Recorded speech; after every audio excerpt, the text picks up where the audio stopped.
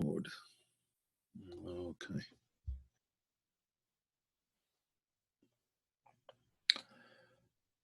Okay, so welcome again to Kabbalah Decoded.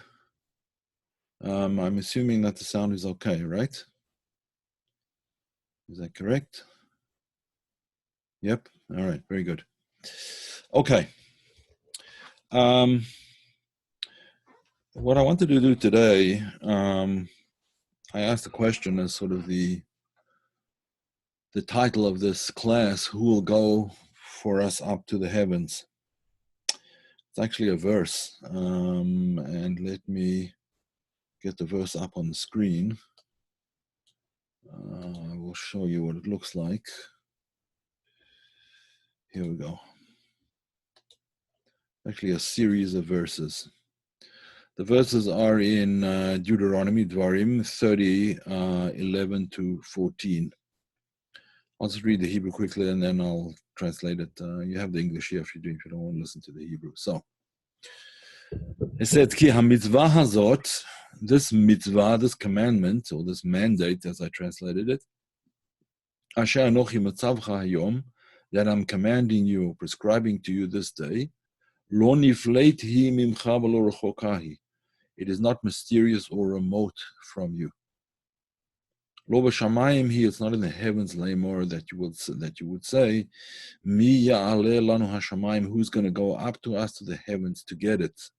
V'yikacheha lanu, who's going to get it for us? And they'll help us to understand it, and then we will be able to do it. No, that's not the case. It's not in the heavens. It's not on the other side of the ocean. Lemor, saying, Mi yavor lanu el eva hayam, who's going to cross the seas, v'yikachel lanu, in order to get it for us. And then we'll be able to understand it and keep it. So none of those are correct. It's not in the heavens, it's not on the side of the sea. Where is it? It is very close to you. This matter is very close to you. In your mouth and in your heart to do it, or to keep it. Now, what is the basic theme of these verses in this week's Torah reading?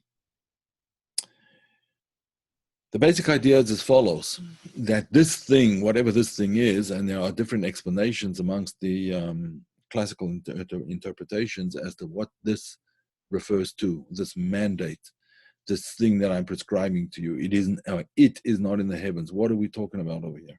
So some argue that this is talking about the entire Torah, all of the teachings, the entire corpus of the teachings.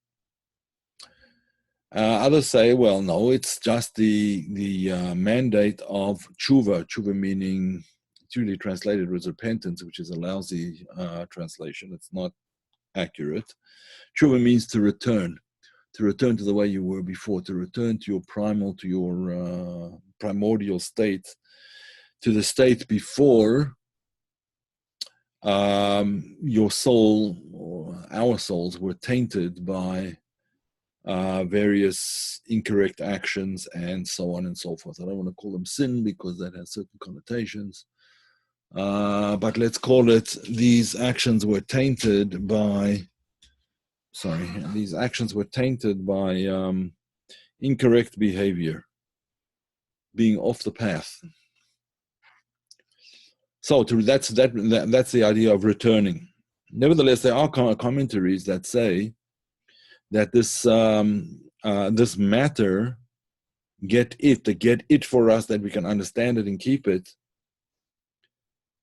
The majority of opinions say this refers to the whole Torah, to the entire Torah, to the entire corpus of teachings that was given to us at the time of Mount Sinai. However, there are other interpretations as well, and this is one I want to focus on tonight. Basically, the idea is that everything that you need, you have. It's not that you have to climb into the heavens in order to get it. You don't have to go somewhere else. You don't have to go over the sea. You don't have to climb into the heavens to get it, because everything's already been given. It's already here. It's already available. It's something very close to you. It's in your mouth and your heart, so that you can do it or you can keep it. Now, this is a very, very fundamental verse. In fact, it's the verse which the author of the Tanya, Shneur Zalman of Liadi, states is the whole book that he wrote is based on this verse, that it is very close to you in your heart, in your mouth and your heart, so that you can do it. And we have to understand how it's close, because he himself says there, this would seem to contradict, it would seem to contradict our experience. Because our experience is that things are not close, that this thing, this coming into line, resonating with the divine forces is not something that comes naturally, and it's not something that's close to us. We seem to have to struggle with it tremendously. So how does he explain that it's close to us?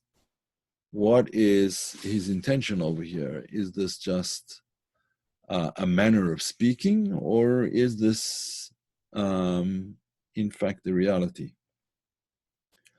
So I'd like to address this by way of a teaching of the Baal Shem Tov. And the teaching of the Baal Shem Tov is very, very instructive. He quotes the same verse, and he says as follows.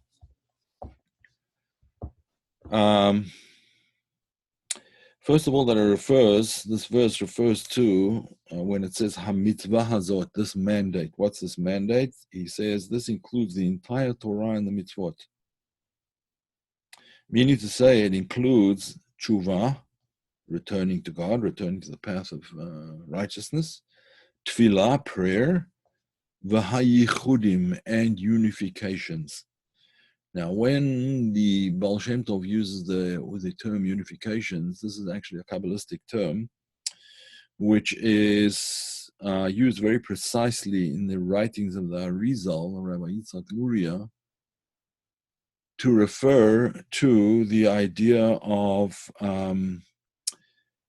taking, using divine forces and primarily using divine names in order to achieve certain effects.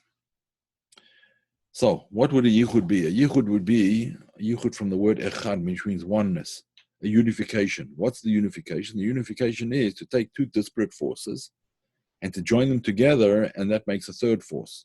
In other words, the third force is not just a product of the two other forces, it elicits a much higher concept. I'll give an example. One of the verses states, actually we read it last week, that there is a nation called Amalek, the Amalekites. Now, what were the Amalekites famous or infamous for? The Amalekites were infamous for causing a split, so to speak, in the divine name. Now, the divine name is not the essence of God, but nevertheless, the divine name is, so to speak, the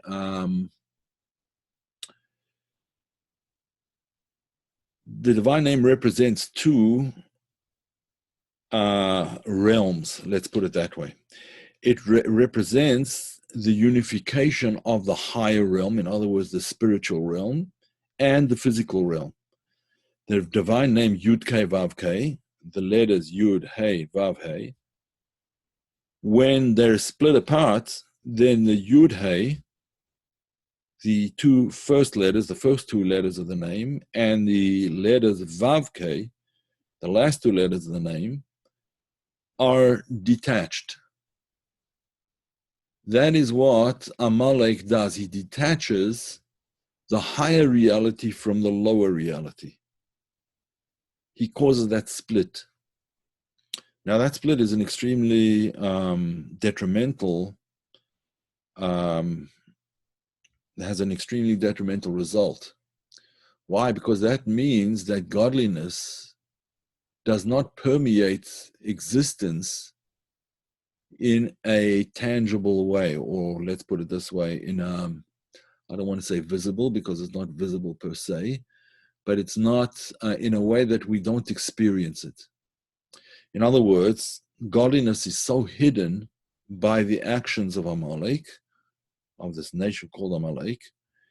Godliness is so concealed that it would seem that physical existence is without attachment to its spiritual root. Now, this in itself is a very detrimental thing, but the result on human beings is even worse, because a human being who has this split in himself, so to speak, is alienated. She feels like they have no connection. They're out of the loop.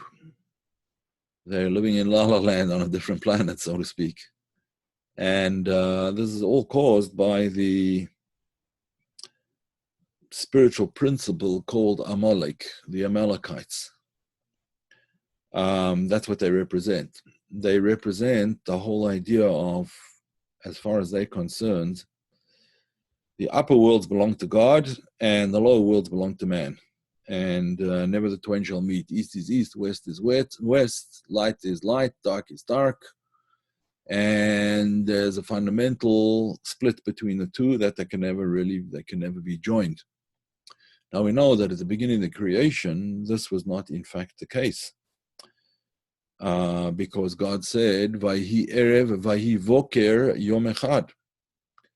There shall be evening and there shall be morning one day. Yes, it's true that they're two different manifestations, two different ideas, two different forces, two different impulses, but they form one unity, essentially. And that's the way it's supposed to be. They're supposed to form one in unity. That's what God wanted. It was evening and it was morning, one day, the day of one, the day of oneness, when both things were amalgamated. They were together. But Amalek represents that idea of a split between two things, so that there's essentially two realms. There's the upper realm and there's the lower realm. There's the godly realm and there's the created realm. And there's no communication between them. That's what they would have you believe. And that is in fact not the case. So when it says over here in this verse, it is not in the heavens that you should say who will go up to the heavens and get it for us so that we can understand it and keep it or do it. It's not over the sea that you say who will cross the sea and get it for us so that we can understand it and keep it. Because it's not it. The it that we're talking about is the entire corpus of divine truth. It's not up there. But where is it? There's actually a very interesting story which is told in the Talmud. It's an argument between the sages, as most of the Talmud is. In fact, all of the Talmud is arguments between the sages. If you want to talk about free speech, free speech is exhibited in the Talmud more than anywhere else. There are arguments about absolutely everything. Nothing is taken for granted. Everything is up for discussion, disagreement, and ultimately conclusion by the majority. In other words, it's a completely democratic process. The majority will decide what the law is. The majority of opinions. That's why the law is usually decided according to the house of Hillel, because they were in the majority, even though the house of Shammai, their ideological opponents, you could say, even though their ideological opponents were sharper, they were brighter, they were smarter, they were more genius, resided on that side. Nevertheless, the majority rules, and that is the way it works. That's democracy, so to speak, in the Torah itself, in the process of deriving the principles or the laws that we abide by in the Torah. So, that's not to say that they're man-made. They derive from the verses. The question is how the verses teach us these things, and in that there is arguments. What is it exactly that the verse is teaching us? The verses state a general rule. They don't state the specifics. And yes, the recording of dissenting opinions. And Alan asked the question, what about the recording of dissenting opinion? In fact, the way the Talmud records the opinions, it's always the dissenting opinions that are stated first. Only then the majority opinion is stated. In democracy, minority was right, but the majority was not ready to accept it. No, that's not necessarily true, and we'll soon see why. We'll soon see why. At least not in the Talmud. That's not correct. Why? Because the idea is that the Torah has to be able to be fulfilled by the majority. If it's too high a bar, then it's not what the Torah intended. And that's what the arguments are about to a large extent. And Annie is asking, is truth that varied? No, truth is not that varied, but practice is. How we put that into practice, how we put the principles into practice. The principles are true. The question is how you put those into practice. For example, I'll just give you a simple example. We're coming up to the day of Yom Kippur, the holiest day in the Jewish calendar, which is the Day of Atonement. And it is the obligation of every adult to fast on that day, the whole day. No water, no food, no nothing, right? Now, that is the law. That's what God wanted. That's what it states in the Torah. You have to fast on that day. Now, what did the Torah mean by this? The rabbis explain that there are exceptions to the rule. It's not that there's no exceptions. Of course there are exceptions. For example, someone who is ill, someone who's old, someone who's underage, someone who just just gave birth to a baby, someone who is expecting and in the last couple of days and finds it extremely difficult to fast. So there's, in all those cases, the rule does not apply, but that's a whole discussion as to why it doesn't apply and how it doesn't apply. If the rule's the rule, surely it should apply in all cases. It's not like what you would call mathematical truth, right? Where mathematical truth, 2 + 2 = 4 anywhere you go, right? You can be on the moon, you can be on Mars, you can be anywhere. 2 + 2 = 4. But the truth of Torah is not like that, because it's truth that is meant to be practiced by human beings. It's not an idealized kind of a truth, where it's in a living in a realm on its own. Now, let me restate that in a way that's actually more correct. There is an idealized or an ideal level of that truth in the world of Atzilut, in the higher world. The question is, in the highest world, in the world of Atzilut, or even higher than that, the world of Adam Kadmon, which we don't deal with so much, but let's say the world of Atzilut, how is the truth as it is in the world of Atzilut related to the truth as it is down here? Now, the Torah is not meant to be a document stating the truth. The Torah is supposed to be a guide for people, for human beings. There's in fact a whole discussion as to which takes precedence. Does the soul take precedence over the Torah, or does the Torah take precedence over the soul? Now, obviously, there is what would the word be? They work together. I can't think of the word right now. In Hebrew, it would be called shituf pu'ula. They work together. Synergy, right? Yeah, that's a good word for it. There's a synergy between the Torah and the soul, so that one without the other doesn't work. The Torah without the soul doesn't work, and the soul without the Torah doesn't work. Neither of them can work properly. Both of them are the will of God, the wisdom of God, etc., etc. But they come out in two different paths. One is the path of the law, and one is the path of the practice. Now, they've got to be combined, but they've got to be combined in a way that takes account of the soul. In other words, the discussion amongst the sages is which is in fact higher. This is a discussion in the Midrash. Whether in Midrashic literature, that's rabbinic literature, whether the soul is higher or the Torah is higher. And the conclusion is that the soul is higher. Why? Because it says in the Torah, speak to the children of Israel, right? Speak to the Israelites and tell them, etc., etc. And therefore the Torah is there for the sake of the soul. The soul is called part of God above. The Torah is also part of God. It's God's wisdom and will. But the soul ultimately is God's essence, or part of God's essence. Let's put it that way. Okay, so to get back to our discussion about the sages are having an argument about some inventor. I've mentioned this before in previous classes, I remember. There was a certain inventor who invented an oven that took care of the problem that is called tumah.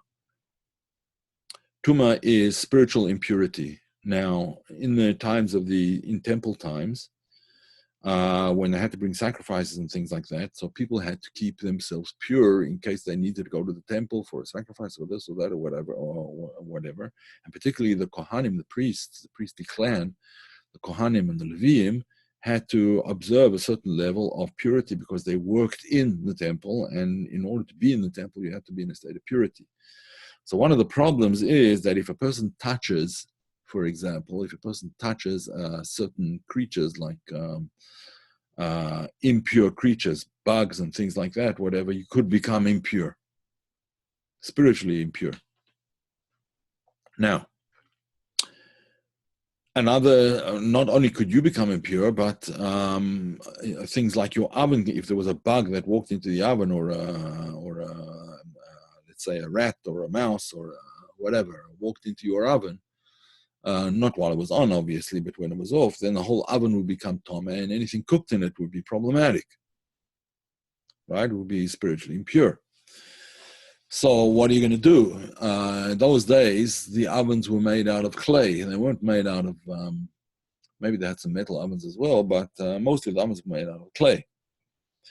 And to build one wasn't as difficult as making one out of metal, but it nevertheless took time, and it had to be dried, it had to be baked, and it had to be put in a kiln. It was a big deal.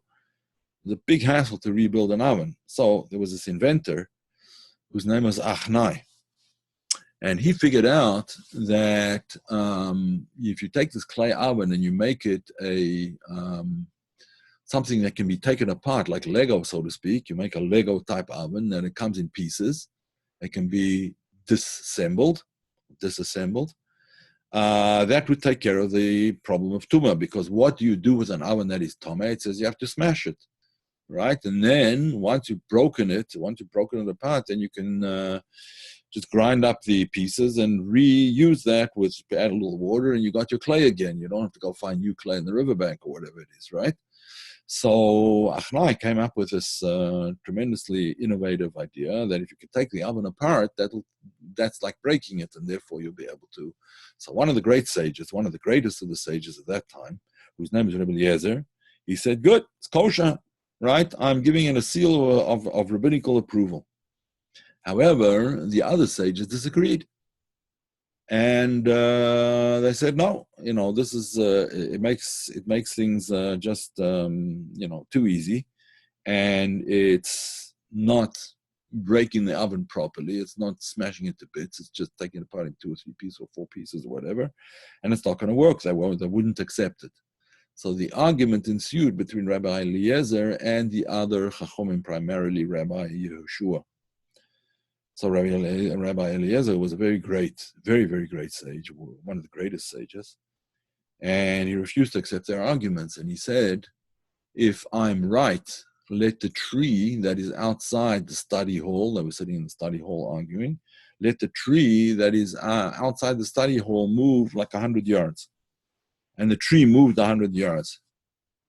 So Rabbi Yeshua answered, and he said, the law does not depend on trees. And So Rabbi Eliezer said, if I'm right, then let the river that flows past just outside the courtyard, let the river reverse its course and flow uphill, which is completely unnatural, if I'm right. And the river flowed uphill. They said the Torah does not depend on miracles. It doesn't depend on the river flowing uphill. It doesn't depend on miracles.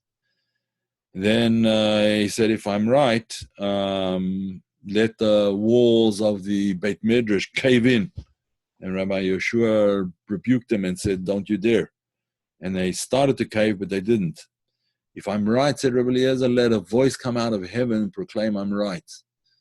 And a voice came out of heaven and said, don't argue with my son, so to speak, with my child, with my son, Rabbi Eliezer. All of the sages are called the sons. They're all the sons of, not that there's one son, but don't argue with my close one, Rabbi Eliezer. He's right. So Rabbi Yeshua replied, Lo b'shamayim, it's not in the heavens. It's not in the heavens. The rabbis have to make the decision, and we have to make it according to who we are. We have to make it according to our needs. We have to make it according to the possibility of humans being able to fulfill these teachings. And therefore, even though Rabbi Eliezer is at this point in time the lenient opinion, we're not accepting his opinion, and that's the way the law remained. So we see even from this story as well, that it's not in the heavens. But along comes the Baal Shem Tov, and the Baal Shem Tov says something that's really amazing. He really explains this whole thing, this whole verse here, that set of verses that we explained before. He says as follows. He says that, first of all, it's talking about all the Torah and the mitzvot, and it's talking about yichudim, I mentioned before. It's talking about Torah and mitzvot, and tshuva and tefillah and yichudim. It's talking about the Torah, it's talking about tshuva, it's talking about tefillah is prayer, it's talking about returning, repentance, tshuva, and yichudim, unifications. And it's talking about hamtakat hadinim. Hamtakat dinim means sweetening the severities. Anytime there is a situation of severity in the world where there are harsh judgments, there are bad things going on, it's because there are what are called dinim, harsh judgments, harsh decrees, harsh what shall we call them? Spiritual events going on. And the point is to change them and to sweeten them. That's called hamtakat hadinim, to sweeten the severities, to sweeten the harsh judgments. There's actually a story which is told in Torah of when the Jewish people were in the desert and they came to a place, they didn't have water. And they came to a place called Marah. Marah means bitter. So they drank. They tried to drink of the waters, and they couldn't drink the water. The water was so bitter they couldn't drink it. And the verse states, "V'lo yuchlu lishtot et hamayim ki marim haim." They couldn't drink the water because it was bitter. But if you read it in Hebrew, you could read it a different way. The way the Baal Shem Tov reads it is as follows. They couldn't drink the water because they were bitter. Not because the water was bitter, but because they were bitter. Let me just answer a question quickly. Lynn asks as follows, why did they reject it? I'm confused. I heard a conflict with those arguing with Rabbi Eliezer, spelling.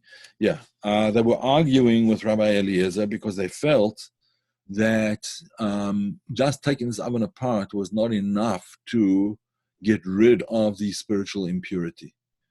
It was insufficient. Something more had to be done than just taking an oven apart. It had to be a much more stringent process. When he said, in the morning, he said that separating the holy name, which happens at death, he said that saying Kaddish for the name, for the person prays for the unification of the name, so elevates the soul that has passed to have that right. Yes, that is correct, yes. But it could also be caused by the separation in the name can also be caused by sin. I don't like to use the word sin. It has too many negative connotations. By incorrect behavior, by behavior that is out of line with what's expected of you. That could cause the separation, and then you don't see God in anything that you do. There's no godliness there. It just seems to be, you seem to be cut off. Okay, so let's continue anyway with what the Baal Shem Tov says, because we didn't get to the main point yet. So the Baal Shem Tov goes to talk about saying as follows. He said, there's no necessity for you to go up to the heavens. In other words, there's no necessity for you to have kavanot. Kavanot means intentions. These are meditations, special meditations using divine holy names usually. These are special meditations that are an extremely lofty level. Says the Baal Shem Tov, you do not need to go up to the heavens to be able to affect this. We'll see why shortly. You don't have to go up to the heavens to cause the divine light to descend down into this world, into the vessels. You don't have to go to the other side of the sea. The other side of the sea refers to the other side of impurity. You don't have to go into the powers and the forces of impurity to bring out the sparks that are trapped there. The sparks and the souls that are trapped in impurity, trapped in evil, trapped in unholiness. You do not have to go over the sea to bring them back. Why not? Because since you have within yourself all of these qualities, if you fix up the issue in yourself, you fix up the issue on all the spiritual planes. That's what he says. Now, let me unpack this a little bit. In order to draw down the divine light from the higher worlds, it is already with you. It's already there. It's already implicit within you. It is called, in the language of Kabbalah, it's called the Ahava Mesuteret, the hidden love of God for his creations. It's there, but it's in a hidden way, but it's within you. It's not, you don't have to go somewhere else to change the world. You don't have to go somewhere else to get rid of evil. You don't have to go somewhere else to bring down the good. You have to go within yourself. It's all there. It is very close to you in your mouth and in your heart, in the way you speak, in the way you emote about things, in your emotions, the way you feel about things, so that you can keep it, you can do it, you can act on it. La'asoto, it says in the verse, to do it. In other words, your thought, your speech, and your deed. Your heart means your thought. Your speech and your deed are sufficient. Your emotions, your thought, your speech. Your speech is the expression of your emotions, and your actions, if done right, are sufficient to elicit this divine light and bring it back and bring it down into the world. But what is sincerity the force that makes it sufficient? Sincerity is certainly one of the things that is a precondition for the ability to bring it down. There's several preconditions. We'll talk about them a little bit later. So what he says is, it's not something outside of you, it's something inside of you. If you can rectify the split within yourself, then you've rectified the split within all of existence. There's another verse which is brought from Ecclesiastes. Here, let me share the screen for a minute. Kohelet. The verse in Kohelet says, Gam et ha'olam natan belibam, which loosely translated is the world too he has placed in their hearts. In other words, the entire world, and when we say world, we mean the entire universe, including the spiritual universes, are placed within the heart of a person. It's within you. Everything is within you. Now, what do we mean that it's within you? Now, interestingly enough, it's only in the last maybe 50 years or so that science has come to a recognition that this is from quantum mechanics, actually, and then there are people here on this video that are far more expert in this than I am. So I'm just giving my 2 cents on it, but don't take it as the final word. There's much more to be said on it. But quantum physics has come to realize that there's not just an objective reality.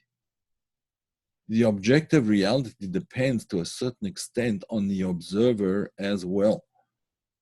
Objective reality, I'll say that again, objective reality depends on the observer as well, because the objective reality is not a reality until it's observed to be. In other words, it's not a fixed reality until it's observed in a certain way. That's this quantum uncertainty which is spoken about. Until there's an observer that sees things in a certain way, it's much more fluid than that. That's the idea of the entire world as being placed into the human heart. In other words, into human consciousness. When human consciousness can rectify itself, in other words, put itself together, without that split, then one has rectified all of the worlds. Why all of the worlds? Because the worlds out there are really, in a sense, quantumly uncertain until we observe them in a certain way. Now, obviously, observing them in the wrong way is going to make further chaos. Not going to make things better. It's going to make things worse. So we have to observe in the right way. Now, just to point out another important point over here. The word ha'olam, which we've translated as world or the universe, is written in such a way, it could be written with a vav. In Hebrew, you can write it with a vav. The word olam should be written with a vav. A vav shows the vowels. The consonants are for sure written in the Torah, but sometimes the vowels are not written in the Torah. For example, underneath this letter over here, the lamed, there is a kometz, right? That's a vowel. The Hebrew alphabet doesn't have any vowels. There's no vowels in the alphabet. So here, the vav in the word here is called the cholem. It's the letter vav which represents that o sound, o lam, right? But when it is written in the verse, it's written without that vav. Therefore, you can read it in a different way. Gam et ha'elem natan belibam. Gam he'elem, concealment, he placed in their hearts. In other words, he placed all of these things in people's consciousness, their hearts, the consciousness, in a concealed way, in a hidden way. What we have to do is unite our consciousness with the divine consciousness. And then everything becomes one thing, and that gets rid of the split. Now, there was an interesting story. There's a book which is told, which is written by, the book is called 12 and a Half Mystics. 12 and a Half Mystics. Does anyone know the book that I'm talking about? I forget the name of the author now. In any event, the author was a Reform rabbi who, once he went to visit, he decided he was going to visit all the known mystics, Jewish mystics in the world at that time. And there were 12 of them, and he was the half mystic, as he calls it, 12 and a Half Mystics. I forget his name now. An interesting book. But one of the interesting things, he goes to visit the Lubavitcher Rebbe, the Rebbe of Lubavitch, the Rebbe of Chabad, Rabbi Menachem Mendel Schneerson, Alav Sholem. The late Rabbi Menachem ben Moshe and the late Lubavitcher Rebbe, he went to visit him. And one of the questions which he asked the rabbi was, he said he saw the students have this like sort of blank look on their faces. And could the rabbi please explain to him what that's all about? So the Rebbe said to him, a Hasidic rabbi is called a Rebbe. It's just a different terminology. So the Rebbe said to him, what you see over there is the lack of a split. What you see on those students, it's not simplicity, it's the opposite of confusion. It's the lack of a split. There's a certain wholeness that you see, that because these boys, these students in the academy have not divorced the two parts of themselves. Or if they had, then they brought them together by that time. So that's what it's about. That's what the Baal Shem Tov says. If you could overcome the split in yourself, in other words, if you could connect to the higher spiritual, to the higher aspect of your own soul, if you can connect to godliness and walk in the light, so to speak, then you take care of the split. And therefore, that's what it means why you don't have to go up to the heavens and you don't have to go over the sea to be able to find this. It's right here. It's with you. You don't have to go anywhere. Generally, you see people when they're going on a spiritual journey, they're going and they're going and they're going and they're going and they never seem to get anywhere. I'm always on the way, right? Yes, we always are on the way because there's always more that can be done, but perhaps you're going to the wrong place. There's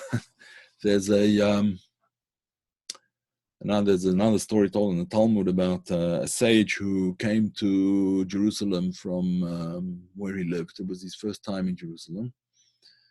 And he came to a crossroads and he didn't know which way to go. So he asked some little kids over there, the split has left you blank. Yeah, hopefully, yeah. Okay, so he saw these little kids, little boys at the side of at the fork in the road, and I lived in Jerusalem for 10 years, so I know, with little Jerusalem boys, you got to be very careful about what you say to them and how you interpret what they say back to you, because they are very like whip smart, right? Whip smart, many of them, and you better have your wits about you when you speak to them. That's just the way it works. So he said to them, this rabbi said to them, which way I go to the city? Which way do I go to get to Jerusalem? So they said, well, there's a long, short way. One of the boys, there's a long, short way and a short, long way. Which one do you want? They said, I'll take the short, long way. It sounds better. So I said, okay, so go in that direction. So he went in that direction. And it was very soon at the walls of the city. The problem is that he couldn't get to the walls of the city because there were orchards and fields and things like that that were blocking his path. He couldn't get through. You can't walk on somebody else's crops and walk into private property and things like that. He couldn't get through. So he went back to the crossroads and he said, I thought you told me that was the way. So he said, no, I told you that was the shorter, long way. It's shorter. You get to the walls very quickly, but then you can't get through to the gates because you can't pass through the orchards. But there's another way to go, and that's the long, short way, right? So go the long, short way, and then you'll get there. And he did. He went the longer way. It was a longer way around, but he got to the city. So the idea here is there is a path that we have to travel. It's a long way, but it will get you where you want to go. That's the path that the Baal Shem Tov actually lays out over here when he says you don't have to go somewhere else to get it. You start off with it inside you. It's there already. It's being given to you. You just have to uncover it. You have to work on uncovering it. The whole thing takes place, in a sense, in the psychological realm or let's not say psychological, because that's too much. Sounds sort of too Freudian or whatever. It takes place in the soul within, in consciousness, and that's where the split has to be overcome. So the bottom line is that the first realization is that it's very close. It's very close to you. The second realization is that it demands your mouth, your heart, and your action. In other words, your thought, your speech, and your deed. You have to think right, and you have to act right, and you have to speak right. You have to say the right things. In other words, don't use your speech for the wrong things, and certainly not your actions. They have to be used for the right things. And one's thoughts have to be directed in the proper way. One's thought should be full, at least for some of the day, with spiritual matters, so that we don't lead ourselves astray with all kinds of, let's call it media nonsense. Might be important things to know in the media, but it's enough to spend probably 10 minutes in the day on them, and you'll know everything you need to know. One should spend much more time inward bound. There's a hiking thing called outward bound, where you sort of go and discover your strengths in the outward, in the outback, or in the woods, and so on and so forth. And there's another one called inward bound, where you are inward bound to seek out in yourself that unity that is beyond the split, or that repairs the split within oneself. And that way, we all will have a great, great, great year. So my blessings to everybody for a wonderful year. The Jewish New Year is coming up Sunday night, Monday, Tuesday. It's a two-day holiday. I'm not sure that I'm going to make next Thursday, but we'll see. Keep an eye on your email. Maybe I will be able to give a class next Thursday. In any event, actually, I don't think I'm going to be able to give. Well, I don't know. We'll see. I don't know. Whatever the case may be, enjoy. For those of you who do celebrate the Jewish New Year, enjoy your New Year. Think about the things that we spoke about in the class, which are important for this coming year, and keep in mind to unite the two halves of yourself, the dark and the light, and the dark side and the light side, so that you bring the dark into the light, and it becomes a world of goodness and a world of righteousness and a world of light. All the best, and see you next time around.